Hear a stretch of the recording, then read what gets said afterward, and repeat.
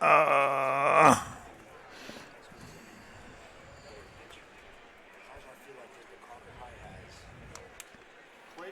Valley's got a pretty nice program, and we're not in the same league as kids. They can hear you. We lost to them in NCS last year. Can you get on? I cannot get on the chat right now. That's what's delaying the launch. I just got on the chat. We're ready to go. All right. I hear you. You hear me. They should hear us. Here we go. Welcome to POSTCAST, where tonight the Utah Jazz blow out the Golden State Warriors in a dominating performance. The Jazz have won 18 of 20. The Jazz have won 13 of 14. The Jazz are really good. We're talking about it coming up on POSTCAST.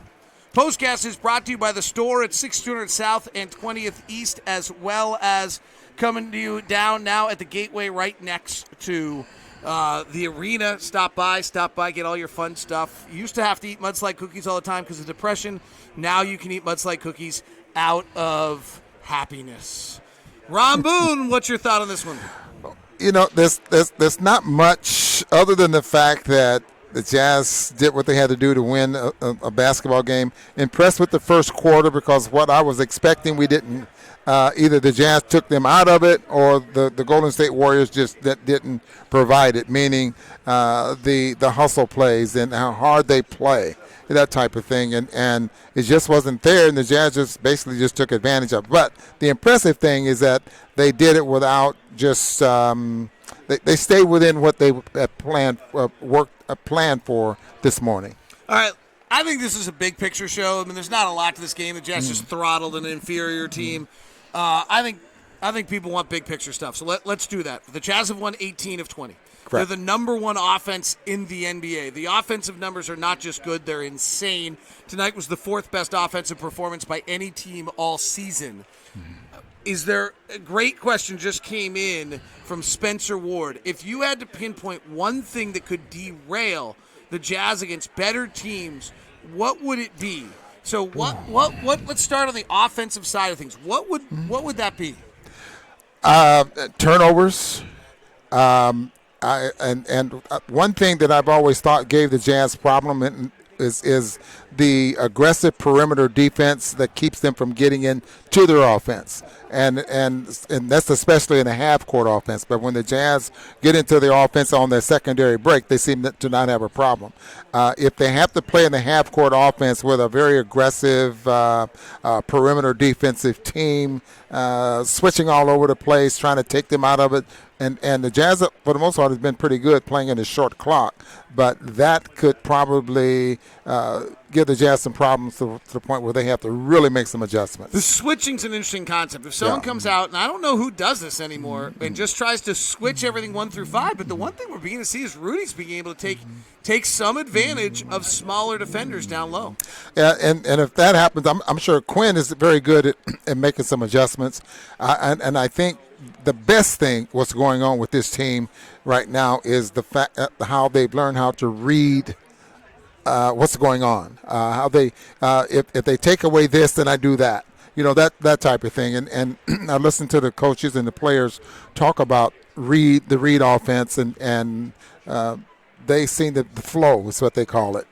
And they do a very good job of that. So what could derail this team? I think if they start playing individual and just playing for, just thinking they could do it all by themselves, maybe that would be one thing. Be interesting to see if any of that type of play would resurface, because that's a little bit of what happened early in the years. They just had a bunch of guys who I think their natural instinct is when something went wrong to try to do it themselves. Right now it's the opposite. First play of the game tonight, Ron, boom, boom, boom, boom, boom, boom, boom, all around the arena. Well, and for the most part, Golden State blew it up because the first play was for Bojan in the left corner for the three-point shot. They blew that up, and the Jazz moved the basketball around. Bojan relocates from one corner to the other, and he gets the shot off. And those are actually the kind of plays that make you think that it's going to be hard for anyone to derail this team, because that's them just playing basketball and spacing the floor correctly and taxing teams. You hear Quinn talk about just play basketball. And so just by playing basketball, that is staying whatever and you're trying to get done out there, and the read offense. I mean, just reading what's going on and take advantage of it. Somebody is asking whether or not Kyle Burks wants to know if Rudy could gain any traction in the MVP conversation. He's been so dominant. I don't think so. The only scenario where that would get interesting is if somehow we end up being the number 1 seed in the West and people start to try to figure out why, then maybe that starts to come up as Rudy. Boy, and Giannis has such a big lead on what's going on in the NBA right now. I'd be very, very surprised if something like that was to happen. LeBron, Giannis, Doncic down in Doncic rather down in Dallas. I mean, I'd be very surprised if that materializes. The defensively, I don't know what the Jazz needed. I mean, they did enough tonight. Frankly, the defense rating was a 78. There was a 95. And it was 100. I mean, really, this was a pretty perfect performance. Well, this is what I expected something like this after a while. I mean, after the first half, I didn't expect the Jazz to get off the gas.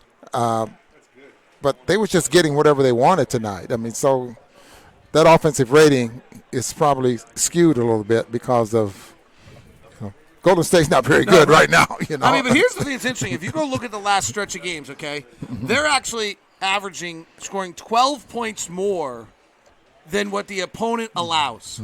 So the average defense of the Jazz opponents for the last stretch since Clarkson came is a 110.2, which would put them at about 19th. So they're playing a little bit less than average defensive teams, but they're averaging 122. The Warriors tonight came in as a 112 defense, so the Jazz should have put up a 124 if they're playing. So instead they just put up a 137 or they put up the 4th best offensive game of the year. How does question coming in from Jason Norman? You compare the Jazz offense. Is it in the class of the Warriors offense of the past or the Rockets offense of the past? The last 2 best offenses we've seen in the NBA. I really think as probably the Warriors. I'm going to say the Warriors because of the offense, the way they move the ball, the type of shots that they get. Warriors offense is all predicated around one player. The Rockets offense is all predicated around one player. The Jazz offense is, Donovan's going to get 20 shots a game, but it doesn't seem like he's hogging 20 shots a game.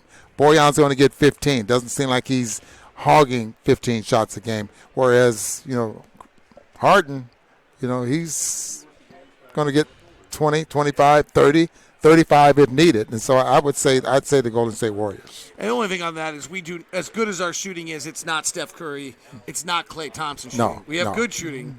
And universally, our shooting has probably got more depth. It used to fall. Jazz used to not guard Iguodala, not guard Draymond Green. We don't have that. We actually we have everybody on our team is high-level shooters, and so that's what makes us unique offensively compared to anyone else. Question about the pins everyone's wearing. Those are for Commissioner Stern. Ron should have his on right now, but he doesn't. I have mine on my coat behind me, of course, because I started the night with a sport coat. There it is right here for you. There's the pin that is honoring David Stern tonight. So I guess it would be, I guess I should have turned it the other way. There we go. That was really good for those of you that are on the podcast. Now we have the nervousness of peaking too early. I think that wraps us up.